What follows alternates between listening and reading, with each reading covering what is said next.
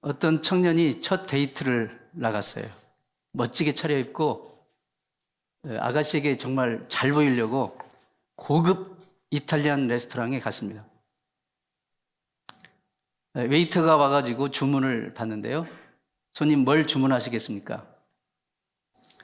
그러자 이 청년이 자기가 콜라이라는 걸 보여주기 위해서 메뉴를 탁 들고 목소리를 낮게 깔면서 주문을 합니다.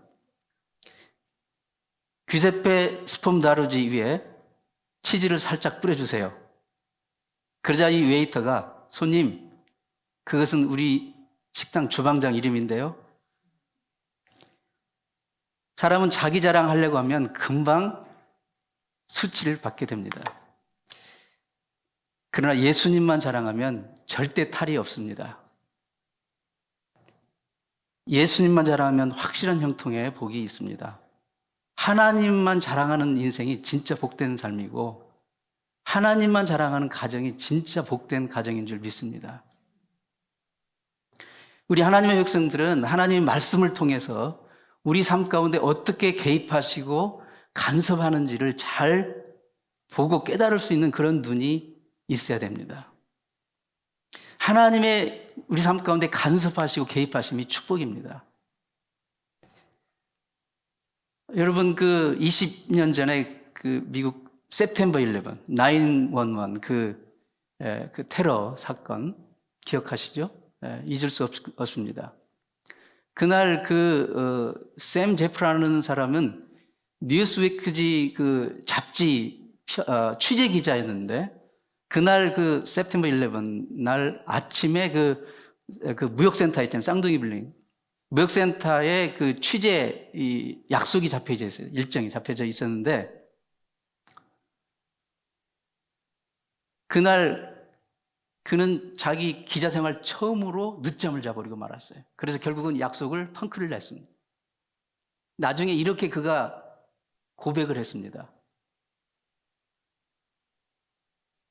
이상하게 들릴지 모르지만 나는 그날 아침에 자명종 소리를 들었는데 무의식 중에 그냥 자명종을 꺼버리고 다시 잠들고 말았다. 나는 그게 하나님이 하셨음임을 믿는다.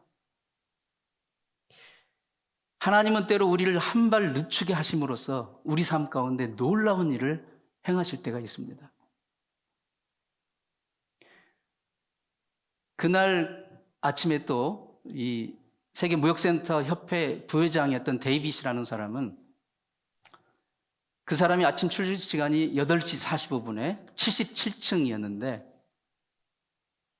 그날 아침에 집에서 나려는데 갑자기 너무 심한 복통이 일어나가지고 결국 화장실을 갈 수밖에 없었어요. 그래서 화장실을 갔다가 나와서 15분이나 늦었습니다. 급하게 이제 택시를 잡아 타고 이제 쌍둥이 빌딩 무역센터 앞에 딱 내렸는데 보니까 첫 번째 비행기가 이 건물을 탁 들이받는 그 장면을 보게 된 거예요. 만약에 자기가 그 시간에, 그러니까 8시 45분에 77층에 있었으면 그대로,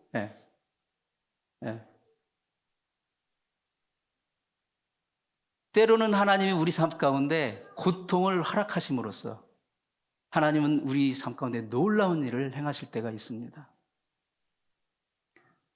그날 뉴욕 소방관이었던 이 존 피카렐로라는 사람은 자기 구조팀과 함께 15명의 구조팀과 함께 이제 구조 작업을 벌이고 있는데 그 구조팀 위에 빌딩이 막 폭삭 주저앉는 바람에 많은 사상자를 냈는데 거기서 겨우 빠져나왔어요. 정말 가까스로 목숨을 건지고 빠져나왔는데요. 이렇게 빠져나왔는데 구조대장이 자기에게 또 명령을 합니다. 다시 구조 현장에 가서 이 구조 사다리조를 빨리 파견해달라는 명령을 하다라는 그런 명령을 받은 거예요. 그러니까 그 혼란의 와중에 얼마든지 쓱 보고 현장을 떠나서 도망칠 수도 있었는데 그는 그 구조대장의 명령을 받들고 다시 사지와 같은 죽음의 현장에 다시 뛰어갔습니다. 이렇게 몸을 돌려서 딱 몇 걸음을 출발했는데 바로 자기 등 뒤에서 건물이 무너진 거예요. 그는 이렇게 고백했습니다. 그 건물이 무너지는 것을 보고 죽을 힘을 향해서 뛰면서 시편 23편을 외웠다는 것입니다. 여호와는 나의 목자시니. 그는 그날 이 자기 팀 중 15명 중에 10명이 다 사망했는데 생존한 5명 중에 1명이 되었습니다. 하나님은 때로 우리 삶 가운데 정말 받들 수 없는 그 순종하기 힘든 그런 명령을 순종하게 하심으로써 우리 삶 가운데 놀라운 일을 행하십니다. 인생의 어떤 일을 만나도 우리는 오직 하나님만을 자랑해야 됩니다. 그게 유일한 형통의 길이고 유일한 생명의 길입니다. 세상은 20년 전 September 11 때나 지금 이 코로나 팬데믹 때나 어느 게 더 어려울까요? 하루 앞을 예측하기 어려운 혼동의 세상은 여전히 계속되고 있습니다. 이런 혼란과 불안의 와중에 우리 하나님의 백성들, 우리 그리스도인들은 과연 어디에서 진정한 평안을 찾을 수 있을까요? 참 평안은 세상에서 오지 않습니다. 외부적인 조건에서 오지 않습니다. 밖에서 오지 않습니다. 참 평안은 하나님과의 관계 속에서만 찾을 수가 있습니다. 로마서 14장 17절 말씀입니다. 하나님의 나라는 먹는 것과 마시는 것이 아니요 오직 성령 안에서 의와 평강과 화평이니라. 이 평강을 주시기 위해서 예수 그리스도께서 우리 대신 채찍에 맞으시고 고난당하시고 십자가에 죽으셨습니다. 이 하나님이 주시는 평강을 소유한 자는 감옥에 갇혔어도 찬송을 부르고 순교를 하면서도 기도를 합니다. 이 평강을 소유한 자는 건물이 무너지는 상황 가운데서도 여호와는 나의 목자시니 내게 부족함이 없으리로다 고백할 수가 있습니다. 이 그리스도 안에 있는 평강, 하나님과의 온전한 관계에서만 얻을 수 있는 이 평강을 사랑하는 성도 여러분 꼭 찾고 누릴 수 있기를 진심으로 축원합니다. 여러분이 그리스도 안에서 발견한 이 평강, 그 평강을 세상의 혼란 속에서 여전히 떨고 있는 우리 이웃들에게 나눌 수 있기를 바랍니다. 그 하나님을 자랑하는 것이 진정한 형통의 길입니다. 그러면 우리 삶 가운데서 구체적으로 어떤 것이 하나님을 자랑하는 길이 될까요? 첫 번째로 축복의 결과가 아니라 축복의 원인, 축복의 그 근본적인 그 출처, 축복의 근원을 자랑해야 됩니다. 이스라엘 역사 얘기를 좀 해봅니다. 북왕국 이스라엘, 남왕국 유다 있죠? 남쪽 왕국의 유다 왕국의 15번째 왕이 히스기야 왕입니다. 유명한 왕이죠. 정말 하나님께 충성스러운 그 왕이어서 하나님 복을 주셔서 태평성대를 누리고 있었어요. 복이 드물게. 근데 갑자기 죽을 병에 걸린 거예요. 갑자기. 그래서 그는 그 얘기를 이제 선지자에게 듣고 성전에 나아갔습니다. 성전에 나가서 이 벽에 자기 얼굴을 코에 대고 이게 벽에다가 얼굴을 딱 대고 그러니까 아무것도 보지 않겠다는 거예요. 하나님께 눈물로 통곡하며 기도했습니다. 하나님 살려주세요. 그때 하나님은 그를 긍휼히 여겨주시고 약속을 주시는데 15년의 생명을 더 연장시켜 주셨어요. 15년의 생명. 그러니까 15년을 덤으로 얻은 거예요. 그리고 다시 하나님이 나라를 태평케 하십니다. 그런데 이 히스기야가 이제 이렇게 죽었다 살아났다는 소식이 온 세상에 퍼지자 바벨론의 왕이 사신을 보냈어요. 축하의 사신, 축하의 메시지와 아주 진귀한 보물들을 이제 선물들을 가지고 보냈어요. 그러니까 이 히스기야가 기분이 정말 업된 것 같아요. 익사잉되고. 그 사신에게 나라의 좋은 것들, 진귀한 것들, 보물들, 궁중에 있는 모든 좋은 것들을 다 속속들이 꺼내서 보여줬어요. 자랑한 거예요. 성경에 보면 중요한 것들 중에 안 보여준 것이 없다고 기록하고 있습니다. 얼마나 다 보여줬으면. 히스기야는 바벨론 사신 앞에서 축복의 근원이신 하나님이 아니라 축복의 결과를 자랑한 거예요. 축복의 결과를. 마치 자신의 능력으로 이런 위대한 성공과 위대한 영화를 이룬 것이냐 다른 사람으로 하여금 착각하게끔 보여준 거예요. 과시한 겁니다. 영적으로 잠시 눈이 어두워진 것입니다. 그때 하나님은 선지자 이사야를 다시 보냅니다. 그리고 이런 경고의 말씀을 주십니다. 이사야 39장 56절. 이사야가 히스기야에게 이르되 왕은 만군의 여호와의 말씀을 들으소서. 보라, 날이 이르리니 내 집에 있는 모든 소유와 내 열조가 오늘까지 쌓아둔 모든 것이 바벨론으로 옮긴 바 되고 남을 것이 없으리라 여호와의 말이니라. 여러분, 히스기야가 하나님이 보신 엄청난 그 축복의 결과를 자랑하니까 하나님이 네가 보여준 그 모든 것을 다 빼앗겨서 남의 손으로 넘어갈 것이다. 그런 엄청난 경고를 주시고 있는 거예요. 논란의 여지는 있지만 그래도 이 미국은 여전히 세계 초강국입니다. 경제적으로나 물질적으로나 문화적으로나 사회적으로나 군사적으로 세계 초강대국이에요. 여러분, 한때 미국은 세계인들이 정말 이렇게 우러러보던 나라였어요. 아메리칸 드림. 그래서 한 번쯤은 저 나라 가서 좀 한번 정말 성공하고 싶고 살아보고 싶은 그런 나라였어요. 그런데 솔직히 지금은 좀 아닌 것 같아요. 세상의 실망과 조롱의 그 대상이 그래 되는 경우도 많이 있는 것 같아요. 그 옛날에 그 놀라웠던 위상과 영향력이 추락하고 있습니다. 왜 그럴까? 미국을 이렇게 추락하게 만드는 원인이 무엇일까? 여러 가지 테러 집단의 공격 때문일까? 아니면 극좌파, 극우파의 이 과격분자들의 그 무분별한 행동 때문일까? 경제적인 어려움일까? 정치적인 혼란 때문일까? 꼭 그런 것만은 아닌 것 같아요. 왜냐하면 그런 일들은 지금 모든 세상 가운데 다 어느 나라든지 일어나고 있기 때문에요. 제가 볼 때는 그동안 하나님이 그 어떤 나라에도 비할 수 없는 놀라운 축복을 미국에 부어주셨는데 그 축복의 결과를 자랑한 거예요. 축복의 결과를 자랑하고 과시하고 드러내고 그 축복을 주신 축복의 근원이신 하나님을 자랑하지 않고 그 하나님의 뜻을 받들지 않고 그 하나님의 길을 따라가지 않고 하나님에게서 점점 멀어져 가고 있기 때문에 미국을 향하신 하나님의 그 뜻을 등 돌리는 길로 가고 있기 때문에 저는 거기에 원인이 있다고 보고 있습니다. 우리 개인의 삶도 그렇습니다. 하나님이 여러분을 물질적으로, 경제적으로, 재산적으로, 건강적으로, 지식과 지혜로, 자녀로 정말 축복을 주셨습니까? 사랑하는 성도 여러분, 그 축복의 결과를 자랑하지 마시기 바랍니다. 축복의 결과를 자랑한다는 것은 결국 다른 말로 하면 자기 자랑하는 거예요. 그러면 히스기야처럼 다 빼앗기는 거예요. 하나님이 주셨지만 주신 결과를 자랑하면, 주신 그분을 자랑하지 않고 결과를 자랑하면 다시 거두십니다. 왜냐하면 하나님이 싫어하시기 때문에.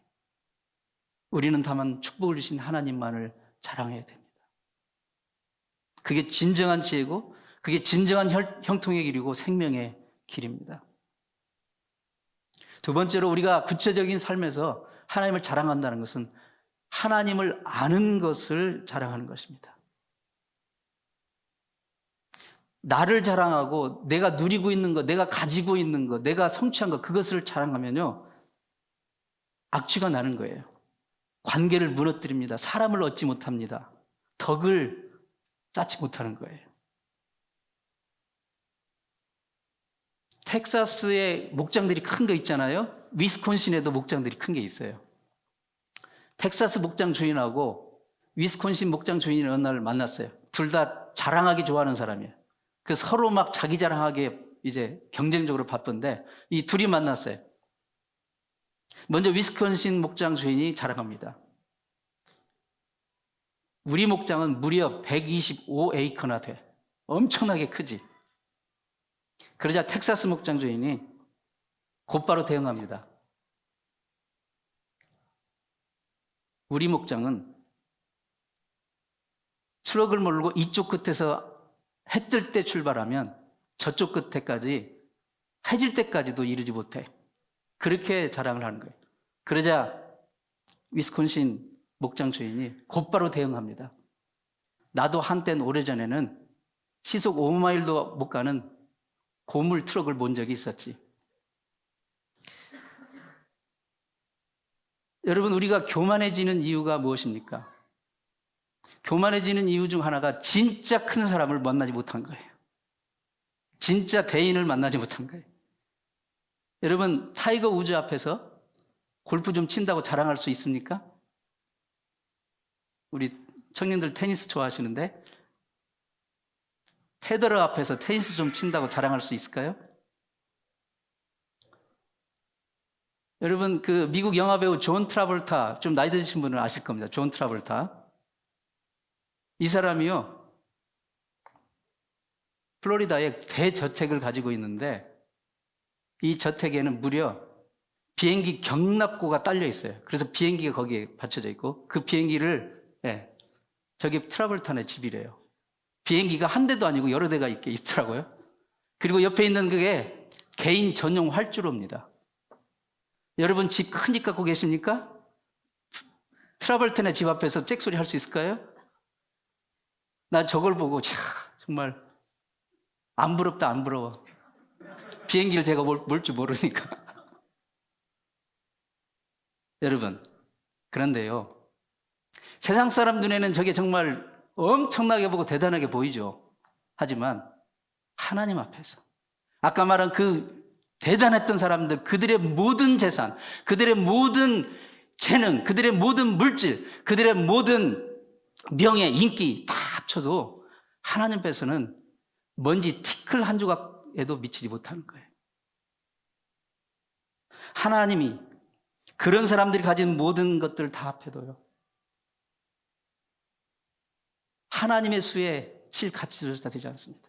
하나님이 어느 날 갑자기 그들의 코에서 호흡을 거두시는 순간 저런 모든 것들은 아침 안개처럼 그냥 증발해버리고 마는 것입니다. 이 세상에서 가장 큰 부와 성공과 명성을 얻은 사람이라 할지라도 하나님 앞에서는 수에 칠 가치조차 없는 것입니다. 사람을 자랑하는 것의 허무함, 나를 자랑하는 것의 허무함, 내가 가지고 누리고 있고 내가 성취한 것을 자랑하는 것의 허무함, 여러분 그것을 아셔야 됩니다. 하나님이 싫어하시기 때문에 오늘 본문에 이렇게 말씀합니다. 지혜로운 자는 그 지혜를 자랑하지 말고, 용사는 그 용맹을 자랑하지 말고, 부자는 그 부함을 자랑하지 말라. 자랑하는 자는 이것으로 자랑할지니 곧 명철하여 나를 아는 것과 나 여호와는 인애와 공평과 정직을 땅에 행하시는 자인 줄을 깨닫는 것이라. 나는 이 일을 기뻐하노라. 이 일을 기뻐하노라. 여호와의 말씀이니라. 사랑하는 성도 여러분, 하나님이 여러분에게 큰 지혜를 주셨습니까? 그 지혜를 자랑하지 마시고 그 지혜를 주신 하나님을 자랑하십시오. 하나님이 여러분에게 건강을 주셨나요? 여러분 건강 자랑하지 마세요. 그 건강 주신 하나님만 자랑하시길 바랍니다. 하나님이 여러분에게 큰 집을 주셨습니까? 많은 물질을 맡겨주셨습니까? 그거 자랑하지 마세요. 그것을 맡겨주신 그분, 그 하나님은 하나님만을 자랑하시기 바랍니다. 하나님이 그것을 기뻐하십니다. 하나님은 하나님을 아는 것을 자랑하기를 원하셔요. 그것은 야, 너 하나님 모르지? 난 알아. 에이 병신, 그렇게 하란 말이 아니고, 하나님을 아는 것을 자랑하는 것은 내가 만난 이 하나님, 이 은혜와 사랑의 하나님, 나의 삶을 주장하시고 붙드시고 인도하시는 그 하나님을 당신도 알기를 원합니다 라는 것이 하나님을 아는 것을 자랑하는 거예요. 모든 것의 근원이신, 나의 근원이신 그분만을 자랑하는 것, 그게 진짜 자랑이고 진짜 지혜고 진짜 생명과 형통의 길입니다. 하나님을 자랑하는 구체적인 또 하나의 방법은 예수 그리스도의 십자가를 자랑하는 것입니다. 우리 주 예수 그리스도의 십자가. 예수 그리스도는 보이지 않는 하나님이 우리에게 보여지도록, 우리가 볼 수 있도록 나타나신 계시된 하나님이십니다. 그분이 지신 십자가는 우리를 향하신 하나님의 사랑의 극치의 표현입니다. 우리 죄 사하시고 영생을 주시기 위해 그분이 치르신 우리가 결코 갚을 수 없는 그 대가를 십자가는 우리에게 보여주고 있습니다. 바울 사도는 이 위대한 진리를 깨닫고 갈라디아 교회 성도들에게 이렇게 고백했습니다. 그러나 내게는 우리 주 예수 그리스도의 십자가 외에 결코 자랑할 것이 없으니 그리스도로 말미암아 세상이 나를 대하여 십자가에 못 박혔고 내가 또한 세상을 대하여 그러하니라. 십자가를 자랑한다는 것은 무엇입니까? 내 죄 위에 피 흘려 돌아가신, 생명 내어주신 그분의 그 사랑, 대속의 사랑, 그 구원의 은혜, 그것에 감격하고 감사하며 그 은혜에 합당한 삶을 살아가는 것입니다. 하나님을 자랑하며 살아가는 것입니다. 그 구원의 은혜를 아직 깨닫지 못하고 받지 못하고 하나님을 만나지 못한 그 사람들에게 이 십자가의 도를 전해주는 것입니다. 그래서 그들로 하여금 하나님이 누구신지 알도록, 예수 그리스도가 생명의 구세주인지 알고 믿고 영접할 수 있도록 인도하는 것, 그게 바로 예수 그리스도의 십자가를 자랑하는 것입니다. 사랑하는 성도 여러분, 이 아침에 한번 정말 진심으로 진정으로 여러분의 삶을 돌아보시기 바랍니다. 나는 과연 내가 정말 붙들고 의지하고 있는 것이 무엇인지, 내가 정말 소망하고 기대를 걸고 있는 것이 무엇인지, 내가 정말 자랑하고 있는 것이 무엇인지 여러분 이 아침에 생각해 보시기 바랍니다. 제가 바라기는, 기도하기는 바로 그게 그 누구도 아닌, 그 무엇도 아닌 바로 우리를 구원하신 예수 그리스도, 변함없이 우리를 사랑하시는 하나님 아버지, 우리의 과거와 현재와 미래를 온전히 아시는 유일한 한 분, 우리의 생사화복을 주장하시는 한 분, 바로 그분이기를 바라고요, 그분만 자랑할 수 있기를 진심으로 축원합니다. 기도하시겠습니다.